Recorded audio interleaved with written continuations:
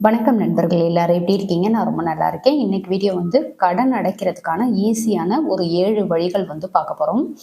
இதுல வந்து ரொம்ப முக்கியமானது அப்படின்னு சொல்லி பார்த்தீங்கன்னாக்க, அ நம்ம வந்து கடன்ல இருந்து வெளியில வரணும். ஒரு அந்த கடன் இல்லாத ஒரு வாழ்க்கை வந்து வாழணும் அப்படின்னாக்க, கட்டாயம் வந்து இந்த 7 வழிகள் வந்து பின்பற்றணும். இந்த 7 வழிகள் என்னென்ன அப்படின்றத வந்து ஒன் பை ஒன்னா பார்ப்போம். இதுல வந்து ரொம்ப முக்கியமான ஒரு விஷயம் வந்து வீடியோவோட எண்டுல சொல்லியிருக்கேன். ஸோ கண்டிப்பா வீடியோ வந்து ஸ்கிப் பண்ணாம ஃபுல்லா பாருங்க. ரொம்ப ரொம்ப யூஸ்ஃபுல்லா இருக்கும். அதோட இந்த வீடியோக்கு ஒரு லைக் ஒண்ணு குடுத்துட்டு, இப்ப வாங்க வீடியோக்குள்ள போலாம். இந்த வீடியோல ரொம்ப ரொம்ப இம்பார்ட்டன்ட்டான ஒரு விஷயம் அப்படின்னு சொல்றேன்னு சொல்லியிருந்தேன் இல்லையா? அது என்னன்னு பார்த்தீங்கன்னா, நம்ம வந்து நெறைய பேர் வந்து ரொம்ப முக்கியமா இந்த விஷயம் வந்து நமக்கு இத பத்தி எதுவுமே தெரியாம அதுக்குள்ள போய் நம்ம சிக்கிக்குவோம். அது வந்து என்ன அப்படின்றது வந்து கட்டாயம் தெரிஞ்சுக்கோங்க. அதோட வந்து கடன் வந்து எதுக்காக வாங்குறோம் அப்படின்றது வந்து ரொம்ப ரொம்ப இம்பார்ட்டன்ட். ஒரு சிலர் வந்து அன்றாட தேவைகள வந்து ஓட்டுறதுக்கே நம்ம வந்துட்டு கடன் வந்து வாங்குறவங்களும் இருக்கிறாங்க. இல்ல அப்படின்னாக்கா ரொம்ப பேராசையினால நமக்கு வந்து நெறைய அது வாங்கணும், நெறைய இது வாங்கணும் அப்படின்றது மாதிரி ஒரு பேராசையினாலயுமே கடன்ல வந்து சிக்கிக்கிறவங்களும் இருக்கிறாங்க. ஸோ இது வந்து ஒரு வகையா பார்க்கலாம். அதுக்கடுத்து வந்து இது எதுவுமே இல்லாம அடுத்தவங்களுடைய கடன்ல போய் சிக்கிக்கிறது. இது வந்து தெரிஞ்சு செய்றோமா? தெரியாம செய்றோமா? இல்ல பழகுன பழக்கத்துக்காக பண்றோமா? அப்படின்றது வந்து அவங்கவங்களுடைய அந்த ஒரு சூழ்நிலைய பொறுத்து அமைஞ்சுக்கும். ஸோ இது 2 பத்தியும் ஃபர்ஸ்ட்டு வந்து யோசிங்க. நம்ம வந்து கடன் எதுக்காக வாங்கியிருக்கோம் அப்படின்றத பார்த்தோம்னா, ஒரு வீடு வாங்குறதுக்கு வாங்கியிருக்கோம் அப்படின்னா ரொம்ப ரொம்ப சந்தோஷம். ஏன்னா அது வந்து நம்மளுக்கு இம்பார்ட்டன்ட்டான ஒண்ணு. நம்ம வந்து எந்த அளவுக்கு கட்ட முடியும் அப்படின்றத வந்து ஒரு கால்குலேட் பண்ணி தான் அது வந்து வாங்கியிருப்போம். அதுக்கடுத்து வந்து வண்டி வாகனம் வாங்குறது. இதுவுமே வந்துட்டு நம்ம ரெடி கேஷா குடுத்து வாங்குறவங்களும் இருக்கிறாங்க. ஒரு சின்ன சின்ன அமௌண்ட் அப்படின்னா ஓகே. இதுவே வந்து ஒரு 5,00,000 10,00,000 அப்படின்ற அளவுக்கு கூட வண்டி வாங்குறவங்க இருக்கிறாங்க. ஸோ அந்த மாதிரி இருக்கிறப்போ அதெல்லாம் வந்து நம்ம ரெடி கேஷா குடுத்து வாங்க முடியாது அப்படின்றதுனால, முக்கியமா வந்து அந்த வாகன கடன் லோனுக்கெல்லாம் போவோம். ஸோ இது மாதிரி வாங்குறது கூட ஓகேவா இருக்கும். ஆனா, நம்ம தேவையே இல்லாம ஒரு பேராசையினால, நான் வந்து கடன் வாங்கி நகை வாங்குறேன், இல்ல கடன் வாங்கி வீட்டுக்கு தேவையான பொருட்கள் வாங்குறேன் அப்படின்றது மாதிரி இருந்தோம்னா, கட்டாயம் வந்து அது வந்து ஒரு பேராசையினால பண்றது தான். ஸோ இது வந்து ஒரு வகையா பார்க்கலாம். அதுக்கடுத்து அடுத்தவங்க கடன்ல வந்து எப்படி சிக்குறோம் அப்படின்றதையுமே யோசிக்கணும். இப்ப நம்ம ஃப்ரெண்ட்ஸ் சொல்றாங்க, "எனக்கு வந்து ரொம்ப முக்கியமா வேணும். எனக்கு வந்து சிபில் ஸ்கோர் இல்ல. ஸோ உன்னோட இத வச்சு வாங்கி குடு. நான் வந்து கரெக்ட்டா கட்டிடுறேன்." அப்படின்றது மாதிரி சொல்லி வாங்குவாங்க.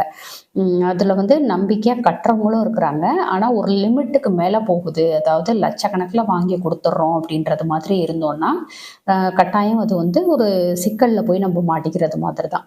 ஸோ இதெல்லாம் வந்து கட்டாயம் தெரிஞ்சுக்கிட்டு, ஒரு கடன் அப்படின்றத வந்து எப்படி வந்து நம்ம வந்து அதில போய் சிக்குறோம் அப்படின்றதுலருந்து யோசிச்சு வெளில வர்றதுக்கான வழி வந்து பார்க்கணும். யாருமே வந்து விரும்பி போயி கடன்ல வந்து மாட்டிக்கிறது கிடையாது. அதோட ஒரு பக்கத்துக்கு கடன் குடுக்கணும் அப்படின்றதுக்காக, கடனுக்கு மேல கடன் வாங்கிக்கிட்டே இருக்கிறது. அதுவும் வந்து அந்த வட்டிய பத்தியெல்லாம் கவலையே இல்லாம, ரொம்ப அதிக அளவுல வட்டி குடுத்து வாங்குறது. ஸோ இது மாரிலாம் வந்து தவிர்த்துக்கிறது நல்லது. சே சரி ஓகே. இது எல்லாமே நான் வந்து கவனிக்கல. நான் வந்து இந்த மாரி ஒரு கடன்ல வந்து சிக்கிக்கிட்டேன். நான் என்ன பண்றது? அப்படின்றது மாரி கேட்டீங்கன்னா, கட்டாயம் இந்த 7 ஸ்டெப்ஸ் வந்து ஒன் பை ஒன்னா ஃபாலோ பண்ணுங்க. கட்டாயம் உங்களால வந்து ஓரளவுக்கு அந்த கடன்ல வந்து சீக்கிரமா மீண்டு வெளியில வர முடியும். ஸோ கண்டிப்பா பாருங்க. ஃபர்ஸ்ட்டு பார்த்தோம்னா, நெறைய பேத்துக்கு வந்து நம்ம எங்கெல்லாம் கடன் வாங்கியிருக்கோம் அப்படின்றதே தெரியாம இருப்பாங்க. 1 இடம், 2 இடம்னா ஞாபகம் இருக்கும். நெறைய இடங்கள்ல வந்து வாங்கி ஒரு சில்லற சில்லறையா வாங்குறது. ஒரு 10,000, 20,000, 50,000, 1,00,000 அப்படின்னு சொல்லிட்டு ஒவ்வொருத்தர்ட்டயும் ஒவ்வொரு மாதிரி வாங்கி, நாளடைவுல அத வந்து மறந்தே போயிடுவோம். அது வந்து எங்க எந்த கடன் குடுக்கணும்? எவ்வளோ வட்டிக்கு வாங்கியிருக்கிறோம்? இந்த மாரி எதுவுமே தெரியாம போயிடும். ஸோ கண்டிப்பா வந்து கடன் அப்படின்றது இருந்துச்சுனாக்க, ஒரு நோட் போட்டு எழுதுங்க. ஒரு 10,000 வாங்கியிருந்தா கூட, ஒரு ரூ. 1,000 வாங்கியிருந்தா கூட, நீங்க யார்கிட்ட வாங்கியிருக்கீங்க? என்ன டேட்டுக்கு வாங்கியிருக்கீங்க? அதுக்கு வட்டி எவ்வளோ மாசம் கட்டணும்? எந்தெந்த இடத்துல எல்லாம் வாங்கியிருக்கோம்? அப்படின்றது மாதிரி ஒரு நோட் போட்டு எழுதி வைங்க. அது எவ்வளோ சின்ன கடனா இருந்தாலும் சரி, இல்ல பெரிய கடனா இருந்தாலும் சரி, ஃபர்ஸ்ட் ஆஃப் ஆல் வந்து நம்ம இருக்கோம், இல்ல நமக்கு அடுத்து வந்து ஒருத்தவங்களுக்கு தெரியணும், நம்ம வாங்கியிருக்கோம் அப்படின்றது தெரியணும்னா, கட்டாயம் வந்து ஒரு நோட் போட்டு நம்ம என்னென்ன கடன் வாங்கியிருக்கோம் அப்படின்றத நோட் பண்ணி வைங்க. அதுக்கடுத்து பார்த்தீங்கன்னாக்க பட்ஜெட் போடணும். ஃபர்ஸ்ட் வந்து கடன் எவ்வளோ இருக்கு, டோட்டலா எவ்வளோ இருக்கு அப்படின்றத வந்து நம்ம எழுதுறது மூலமாவே தெரிஞ்சிரும். அதுக்கு வட்டி எவ்வளோ கட்டணும், அதுக்கடுத்து வந்து அசல் எவ்வளோ இருக்கு அப்படின்றது மாதிரி நம்ம வந்து எழுதுறது மூலமா தெரிஞ்சுக்குவோம். அதுக்கடுத்து நம்மளுடைய மாத வருமானம் என்ன? அதில வந்து எந்த அளவுக்கு நம்மளுடைய செலவுகள் பண்றோம் அப்படின்றத வந்து பட்ஜெட் போட கத்துக்கோங்க. ஃபர்ஸ்ட் ஆஃப் ஆல் வந்து நம்ம ஒரு சின்ன செலவா இருந்தாலும் சரி, ஒரு சின்ன வருமானமா இருந்தாலும் சரி, நமக்கு எவ்வளோ வந்து அமௌண்ட் உள்ள வருது, அதில நம்ம என்னென்ன செலவுகள் பண்றோம் அப்படின்றது வந்து ஒரு 2, 3 மாசம் நீங்க எழுதுறப்போ உங்களுக்கு ஆட்டோமேட்டிக்கா வந்து தெரிஞ்சிரும். அப்படி எழுதுறப்போ தான் நமக்கு வந்து ஓரளவுக்கு வந்து தெரியும். நமக்கு ரெகுலரா இந்த இன்கம் தான் வருது. ஒருவேளை தின வருமானமா இருந்துச்சுன்னா, இந்த அமௌண்ட்லேருந்து இந்த அமௌண்ட்டுக்குள்ள தான் நமக்கு வருது ஒரு மாசத்துக்கு அப்படின்ற ஒரு கால்குலேஷனுக்கு வந்து வர முடியும். ஸோ கண்டிப்பா பட்ஜெட் அப்படின்றத வந்து போடுங்க. எனக்கு பட்ஜெட்லாம் எழுத தெரியாது அப்படின்றவங்களுக்கு இதுக்கான வீடியோவுமே நான் வந்து போட்டிருக்கேன். எப்படி வந்து ஃபேமிலி பட்ஜெட் வந்து போடுறது அப்படின்றத பத்தின வீடியோ வந்து ஏற்கனவே போட்டிருக்கேன். அதோட லிங்க் வந்து டிஸ்கிரிப்ஷன்ல குடுக்குறேன். தேவைப்படுறவங்க செக் பண்ணி பாருங்க. எண்ட் ஸ்க்ரீன்லயும் குடுக்குறேன். அதுக்கடுத்து ஓகே பட்ஜெட் எல்லாம் போட்டுட்டோம். இந்த மாதிரி பட்ஜெட் எழுதுறப்போ நமக்கு இம்பார்ட்டன்ட்டா ஒரு விஷயம் வந்து தெரிய ஆரம்பிக்கும். அதாவது எந்த இடத்துல நம்ம தேவையில்லாம பணத்த வந்து விரயம் பண்ணியிருக்கோம் அப்படின்றத வந்து ஈஸியா கண்டுபிடிக்க முடியும். இப்போ ஒரு பட்ஜெட் போடுறோம் அப்படின்னா, சும்மா நம்ம வந்து அப்படியே எழுதி வச்சுட்டு போறது கிடையாது. இத வந்து கேட்டகரி பண்ணணும். இப்ப ஒரு மாசத்துக்கான சாப்பாட்டு செலவுக்கு இவ்ளோ பண்ணியிருக்கோம். இவ்ளோ ரூபா வந்து சேவ் பண்ணியிருக்கோம். இவ்வளோ ரூபா பெட்ரோலுக்கு போயிருக்கு, வாடகைக்கு போயிருக்கு. அதுக்கடுத்து வந்து ஹோட்டல் செலவு வந்து இவ்வளோ பண்ணியிருக்கோம். என்டர்டெயின்மெண்ட்டுக்கு இவ்வளோ பண்ணியிருக்கோம். ஒரு சினிமாக்கு போறதுக்கு இவ்வளோ பண்ணியிருக்கோம். இது மாதிரி வந்து நமக்கு அந்த டோட்டலா ஒரு மாசத்துக்கான அந்த செலவு எழுதுறப்போ நம்மளால ஈஸியா கண்டுபிடிக்க முடியும். அந்த மாரி கண்டுபிடிக்கிறது மூலமா எந்த இடத்துல தேவையில்லாம பணத்த வந்து விரயம் பண்ணியிருக்கோம் அப்படின்றத வந்து கண்டுபிடிங்க. ஈஸியா அது வந்து பண்ண முடியும். ஒரு 2, 3 மாசம் வந்து நீங்க ரெகுலரா பட்ஜெட் எழுதுறப்போ உங்களுக்கு தெரியும். ரெகுலரா வரவு செலவு கணக்கு எழுதுறப்போ தெரியும். இத வந்து ஒரு நாள் செஞ்சுட்டு ஒரு நாள் விட்டுறது அப்படிலாம் இருக்கக்கூடாது. கட்டாயம் வந்து ரெகுலரா வரவு செலவு கணக்கு எழுதணும். ரூ. 1 செலவு பண்ணாலும் அத வந்து நோட் பண்ணி வைங்க. ரூ. 1 ஒருத்தவங்களுக்கு குடுத்தாலும் அத வந்து நோட் பண்ணி வைங்க. இது மாதிரி வந்து பண்றது மூலமா நம்ம வந்து எந்த அளவுக்கு வந்து நம்மள்ட்ட பணம் வருது, அதில எந்த செலவு பண்றோம், அதில எந்த இடத்துல தேவையில்லாம பண விரயம் வந்து பண்றோம், அத வந்து நம்மளால ஸ்டாப் பண்ணிக்க முடியுமா அப்படின்றது மாரி யோசிங்க. ஸ்டாப் பண்ணிக்க முடியுமா அப்படின்றத விட, நம்ம கடன் இருக்கு அப்படின்னா, கட்டாயம் ஸ்டாப் பண்ணி தான் ஆகணும். அந்த மாரி நம்ம வந்து பண விரயத்த வந்து நிப்பாட்டுறப்போ, கட்டாயம் அந்த அமௌண்ட்ட வந்து ஒரு கடன் பக்கம் வந்து திருப்பி விட முடியும். இப்போ ஒரு அ ஒரு மாசத்துக்கே வந்து ஒரு 2, 3000 வந்து வீண் செலவு பண்றோம் அப்படின்னு வச்சுக்கிட்டாலும், நம்ம வந்து அந்த 2, 3000த்த ஒரு பக்கம் கடனுக்கு வந்து குடுத்தோம்னா, நமக்கு அந்த கடன் அப்படின்றது வந்து குறைஞ்சுக்கிட்டே வரும். ஸோ அந்த மாதிரி வந்து நம்ம கடன் இருக்குன்ற பட்சத்தில நம்மளுடைய அந்த வீண் செலவுகள் அப்படின்றத வந்து குறைச்சுக்கிட்டோம் அப்படின்றப்போ ஈஸியா அந்த கடன்லேருந்து வெளில வரலாம். ஸோ இத வந்து கட்டாயம் மனசுல வந்து வச்சுக்கோங்க. இது வந்து ரொம்ப முக்கியமா பார்க்கணும். அதிக வட்டி எதுக்கு வந்து குடுத்துட்ருக்குறோம் அப்படின்றது. அதிகபட்சம் வந்து இப்ப எல்லாம் பார்த்தீங்கன்னா, கிரெடிட் கார்டு யூஸ் பண்ற பழக்கம் வந்து நெறைய பேத்துக்கு இருக்கும். கிரெடிட் கார்டுக்கெல்லாம் பார்த்தீங்கன்னா, பெர்சன்டேஜ் கணக்குல பார்த்தோம்னா, ஒரு 35லருந்து 45% வரைக்கும் வட்டி வந்து போடுவாங்க. ஸோ இதுக்கு வந்து நீங்க ஈஸியா வந்து செலவு பண்றோம். எல்லா விதமான பர்ச்சேஸும் பண்ணிக்கிறோம் அப்படின்றப்போ, அதுக்கான வட்டி விகிதத்தையும் நம்ம வந்து பார்க்கணும். இப்ப இதுக்கு வந்து நீங்க கட்டிட்டு இருக்கிறப்போ, உங்களுக்கு தேவையில்லாத வட்டி வந்து போய்க்கிட்டே இருக்கும் ஒரு சைடு. உங்களால இதுலருந்து மீண்டு வெளில வரவே முடியாது. நெறைய பேர் வந்து கிரெடிட் கார்டு யூஸ் பண்ணுவீங்க இல்லையா? உங்களுடைய எக்ஸ்பீரியன்ஸ் வந்து கண்டிப்பா அ கமெண்ட்ல வந்து தெரியப்படுத்துங்க. அப்பதான் நெறைய பேத்துக்கு வந்து அது பத்தின விழிப்புணர்வு வந்து வரும். நம்ம வந்து மந்த்லி ஒரு அமௌண்ட் கட்டிக்கிட்டே இருப்போம். ஆனா அது வந்து குறைஞ்ச பாடே இருக்காது. அதுக்கு அடுத்த மந்த் பார்த்தீங்கன்னாக்கா, அதுக்கான அந்த ஸ்டேட்மெண்ட் வர்றப்போ, அதிக அளவுல வந்துகிட்டே இருக்கும். நம்ம கட்டிக்கிட்டே இருக்கிறது மாரி இருக்கும். ஸோ இதுக்கான வட்டி விகிதத்த கூட நீங்க வந்து இத வந்து க்ளோஸ் பண்ணணும் அப்படின்னாக்கா, நம்மளுடைய பேங்க்லயே நம்ம பேங்க் அக்கவுண்ட் எல்லாம் வச்சிருப்போம் இல்லையா? அங்கேயே வந்து நமக்கு பர்சனல் லோன் வந்து குடுப்பாங்க. அதுக்கெல்லாம் வட்டி விகிதம் பார்த்தீங்கன்னா, அதிகபட்சமா ஒரு 15லருந்து 18% இருக்கும்னு வச்சுப்போம்.